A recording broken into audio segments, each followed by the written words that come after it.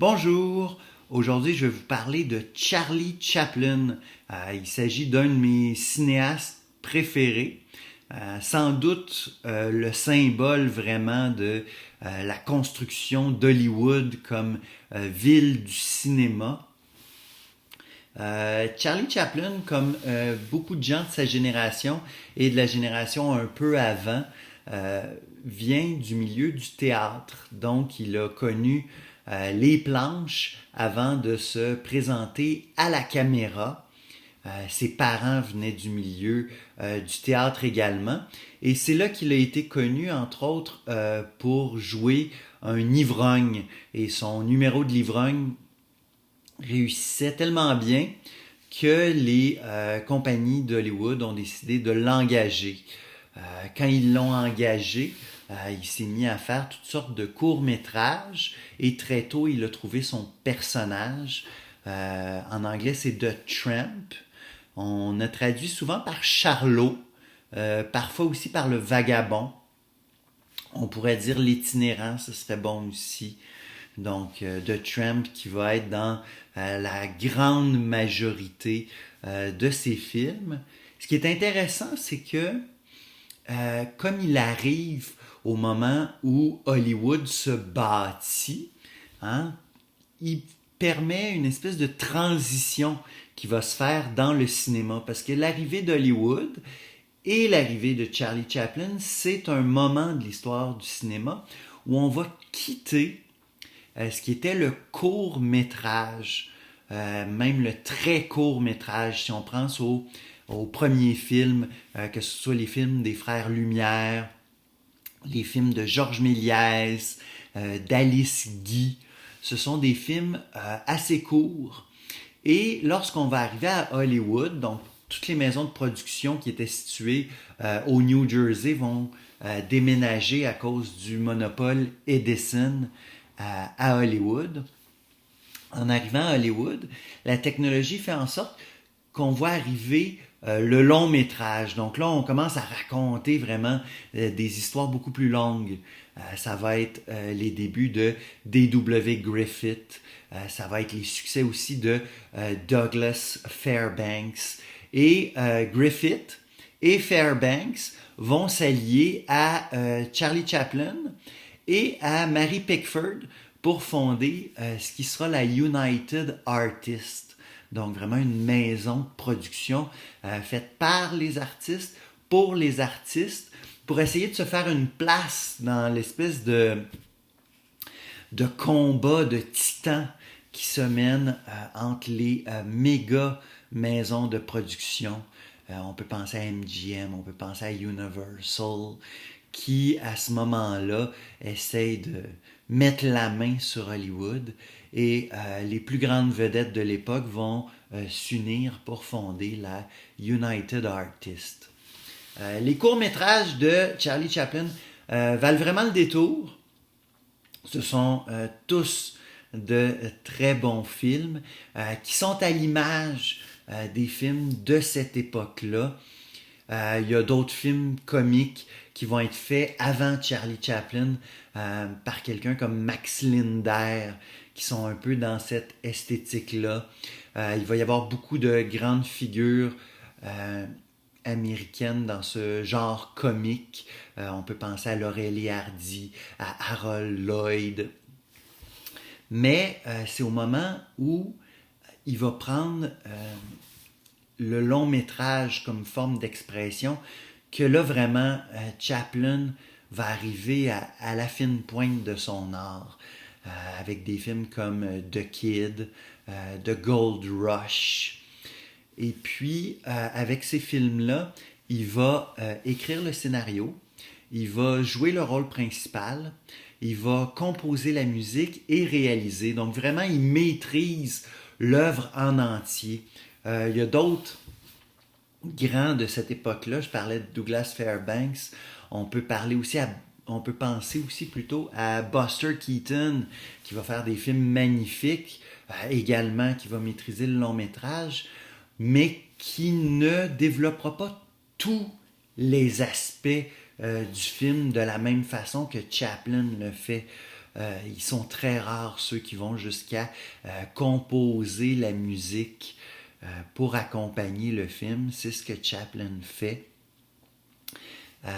Si il va vivre un moment important de l'histoire qui est la transition entre le court-métrage et le long-métrage, il va aussi vivre un autre moment de transition dans l'histoire du cinéma qui est l'arrivée du parlant. On sait que beaucoup de vedettes du muet ont eu de la difficulté à s'en remettre, ont perdu leur carrière après le parlant. Chaplin va continuer, mais il va être connu pour résister. On peut penser à Modern Times, où on entend la voix du patron au début, mais où il n'y a pas vraiment de dialogue à haute voix, où il garde cette idée de l'intertitre. Et puis, il va garder ses façons de faire assez longtemps. Le film où il va vraiment prendre la parole, c'est The Great Dictator, où il fait une satire d'Adolf Hitler. Et même lorsqu'on regarde ce film-là, il va parler, mais c'est à la toute fin du film. Donc, il ne prend pas tout le film pour parler. C'est le geste qui parle pour lui. Et c'est la force aussi de Chaplin, le geste. Il est quelque chose comme un danseur de ballet lorsqu'il arrive à l'écran. Si on regarde comment il descend les marches d'un escalier électrique dans Modern Times, ou une de mes scènes préférées dans The Great Dictator, c'est quand le policier va frapper sur la tête du juif avec une matraque. Chaplin, qui est sonné, va zigzaguer entre la rue et le trottoir. Et ce pas-là, franchement impressionnant. Allez le revoir, ça vaut la peine. Mais progressivement, la parole va prendre de la place dans ces films. Et ces derniers films sont pas mauvais pour ça, loin de là. Moi, un de mes films préférés, c'est Monsieur Verdoux, où il va abandonner le personnage du Tramp et il va adopter le personnage d'un noble français tueur en série. Et c'est le seul film où Chaplin joue le méchant. C'est très inhabituel de sa part, mais c'est très réussi. Si vous n'avez pas vu Monsieur Verdoux, allez voir Monsieur Verdoux. Sinon, il y a aussi les Feux de la rampe. C'est Limelight en anglais. Qui est un film hommage à son art qu'il aime. Et c'est le seul film où on va voir côte à côte jouer ensemble Charlie Chaplin et Buster Keaton. Et le numéro, franchement, c'est un numéro d'anthologie. Allez voir ça. Filmographie magnifique d'un bout à l'autre. City Light, The Circus. Il n'y a pas de mauvais film chez lui. À mon goût, Modern Times est sans doute le film parfait. Quand on parle d'un film hollywoodien où vraiment ce qui nous accroche, c'est la trame narrative, c'est l'histoire qui est racontée. Chaque scène dans Modern Times est excellente. On est impliqué dans chaque geste. Alors, Charlie Chaplin, c'est un lieu commun de dire que c'est un des grands, mais quand on y retourne, on se rend compte que pour une fois, c'est pas un titre abusif. C'est pas quelque chose qui a été gonflé. Au contraire, on l'a raté. Dans toute sa carrière, Charlie Chaplin n'aura jamais l'Oscar du meilleur acteur, l'Oscar du meilleur réalisateur ou l'Oscar du meilleur film. Il va avoir 2 Oscars dans toute sa carrière. L'Oscar qu'on va lui donner à la toute fin de sa vie pour l'ensemble de sa carrière, mais c'est plutôt les Oscars qui essayent de se rattraper d'avoir raté le coup. Et sinon, il va, je pense que c'est pour Gold Rush, il va gagner un Oscar pour meilleur costume. Donc un truc technique.